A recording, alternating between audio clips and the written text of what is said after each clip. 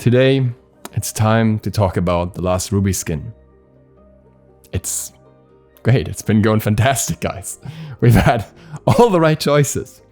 You can probably tell from the sound of my voice that I'm a little bit disappointed. So I actually guessed all the skins that would be for each of the gods at the start. And you can see the list here. I guessed that Weiss would be Freya, that was correct. I guessed that Ruby would be Nemesis, that was incorrect, it was Thanatos. I guessed that Blake would be Amaterasu, which was also correct. And I guess that Yang would be Terra, which unfortunately was also correct. I stated at that time that I would hope to be wrong about this, because I would greatly prefer Yang as Ravan, and I would expect them to try and cover a popular god plus cover all roles in a sense. And unfortunately, that's exactly what they went with. And I think that makes the potential of these skins much lower than it could have been. This video is gonna include a little bit of repetition, a little bit of recap from the other days as well, because I kind of want to bring this topic to a close and just kind of look at it as a whole now that we know all the characters. But I also want to specifically talk about Yang and Terra as a choice. I said from the start that I think visually Yang and Terra are relatively close and it would be a simple fit in that regard, but that the similarities kind of end there. Because even after looking into various threads, into various posts from people and talking to people about what could possibly fit with Yang in Terra's kit, it just doesn't make sense to me. Of course, you can justify her basic attacks, the punching, you can justify the dash, and I'm sure you will find some way to justify the ultimate as well by her aura or something, where she kind of buffs up her allies along with her. I guess it can work, but really, Yang isn't about summoning Monolith from the ground and healing the allies with it, and I don't think there's any scene where she locks down enemies with 2 walls as well or something like that. Again, I may be wrong here. I was actually mistaken on Thanatos a little bit with Ruby. Apparently there's one scene in the entire show where she throws her scythe once, which is still weird to me considering that her scythe is also a gun and a sniper, but oh well, I guess we just throw in guns these days. TDR says hello. But Terra, it just seems like such a stretch. And what I also pointed out yesterday already, we would have had the opportunity for a gender bend Ravan skin here, and that would have been fantastic because you could get the shotgun blast on the 1 and on the 3, her general punching style, you could get her aura either on the passive or on the ultimate. The ultimate itself is also something that Yang even does in her trailer, and the backflip is also something that she does in her trailer. So she literally does everything that Ravan does, 1-to-1, literally every kit. There is no better fit among these characters in my opinion. I literally cannot see anyone who fits better on any of the characters from Ruby in Smite.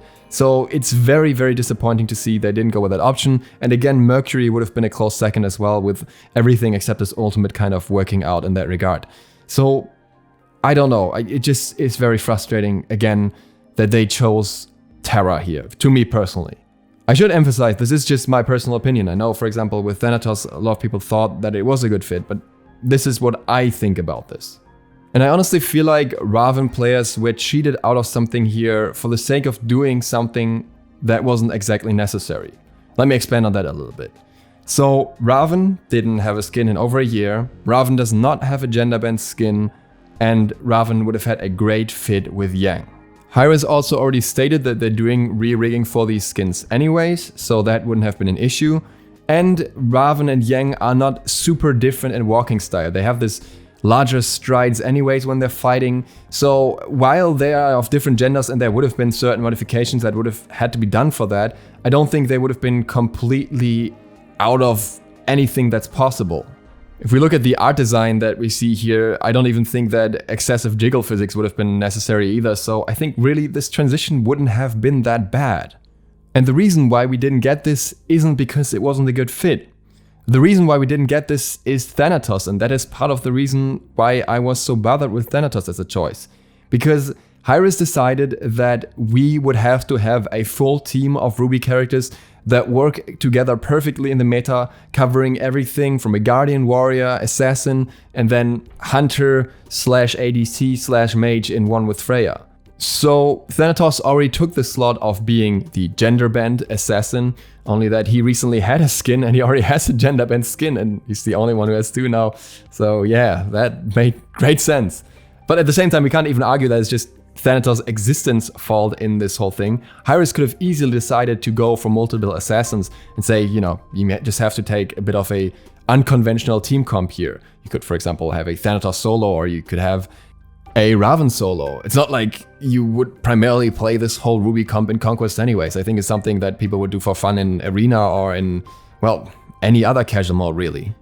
And it's even more frustrating from the angle that Raven was changed from a warrior to an assassin, something that many people didn't even want, and that kind of just ruined it all, because otherwise he would have been the warrior for the team and it would have kind of fit together. You want to go even further than that? If we actually would have had Raven as a warrior still on Yang, and we would have kept Ruby as Thanatos and say, yeah, that's fine, we would have also been able to keep Freya as Weiss, and we could have made Blake Uller.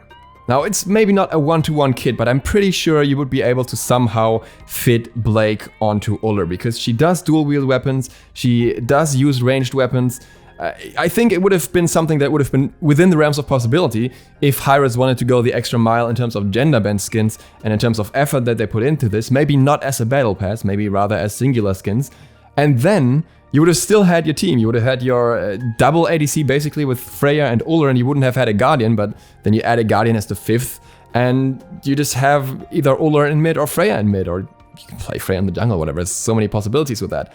So the whole restriction that's created here just literally through Raven's not too long ago role swap is actually so annoying. And it's not just the having all roles covered part, it's also of course the having a popular god in their part. And I can understand that part, again, especially as a battle pass, it seems like something you want. You want to have that one big god that a lot of people play, so that a lot of people will buy this, and you want to have the beginner god for new players coming into the game because of the Ruby skins. So it's very logical that there's a popular god in there, but having Thanatos in there, again, kind of messes up everything else a little bit, because then you have to fit everything around that, as most of the Ruby team is kind of more designed like assassins in a way. And yeah, they went with one of the least assassin-style assassins that I can think of. Not saying he's not an assassin by kit or by damage or anything, but he doesn't have the typical assassin stealth dash theme kind of stuff. And that again, as I talked about yesterday, also makes it super awkward with Amaterasu and Blake. And when you look at all these characters together, there's one thing that seems very clear to me. And that is that Hi-Rez didn't really look at the kits when it came to the choices of the characters here. And I don't even know actually if it was Hi-Rez that did this. I say Hi-Rez, but maybe it was actually Rooster Teeth's fault that we ended up with this. Maybe it was Rooster Teeth who said, we just want to have the characters or the gods that look the closest to the Ruby characters in visual design, and we go with that. Maybe it was Hi-Rez who said, we don't want to do any unnecessary re-rigging work, we want to do that on Ruby, the main character, with Thanatos, which will have to happen to some degree, but not with the others. It still seems strange to me, considering that both Hi-Rez said they're Ruby fans, as well as us having people in Ruby that were involved in SMITE at some point, so you would think they would see that. From a pure visual perspective, I can actually understand all the choices. I can see that Weiss and Freya look similar. Ruby and Thanatos look similar in regards to the scythe, I guess. Blake and Amaterasu look similar enough, and Yang and Terra definitely look similar as characters. But I don't think that's the most important point when you're doing this type of crossover. Think of a player that comes into SMITE and hasn't played SMITE before and is just a Ruby fan that's trying it out for the first time. They will now see their characters in the game having abilities that just don't fit them. They will have Yang suddenly summoning stones from the ground for whatever reason, when they could have had characters that fit them very well. Now you can of course argue that they are just skins in a visual sense. They were never meant to be fitting for the characters. But then at the same time I gotta ask, what's the point? Like, sure, you can do that, but why? I mean, even Bob Ross Sylvanus, which was a skin that was just a skin for a character, made sense. It made sense that they went with Sylvanus there, even though people were annoyed that they didn't go with Strong-Qui. There was still logic to it, and in the end, I think it turned out great. I think that was one of the examples where this cross-collab worked very well and was very well received. And I'm not sure why Hi-Rez didn't continue it that way. I'm not sure why Hi-Rez didn't put out a poll on which characters people wanted for which gods, but maybe, again, it was a thing of they just didn't want to do any more work with these skins, which again comes down, I think, to a level of profitability by putting them in the Battle Pass. And I think the Battle Pass probably sells better than selling individual skins, but I honestly think a lot of people would have been fine with paying more for a Ruby bundle as long as the skins fit well on the characters that they're made for, even though that would mean more work going into them.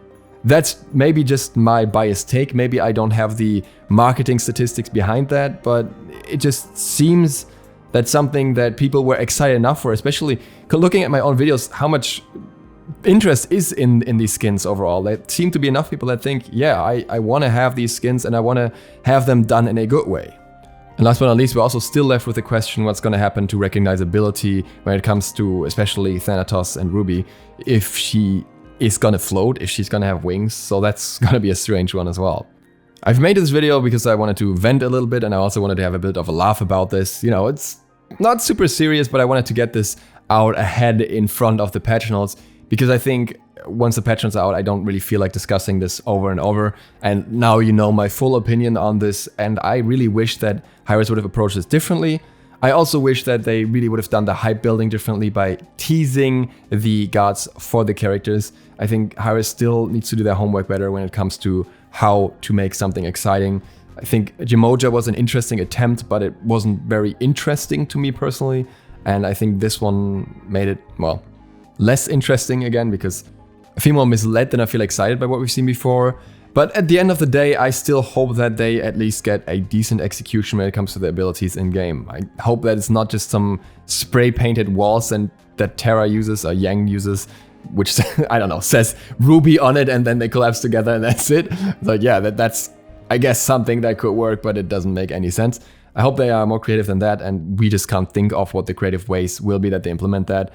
But overall, for now, I'll say I hope that Hi-Rez learns their lesson from this for any potential future collab that they may be having, because I love the idea of a collab and I love the concept of a well-done collab, and I am willing to spend more gems on that. And I understand that this way it's more accessible for more people, but again, I think when something is well done, people are willing to spend money on that and are willing to support the company for doing something in a good way and executing it well.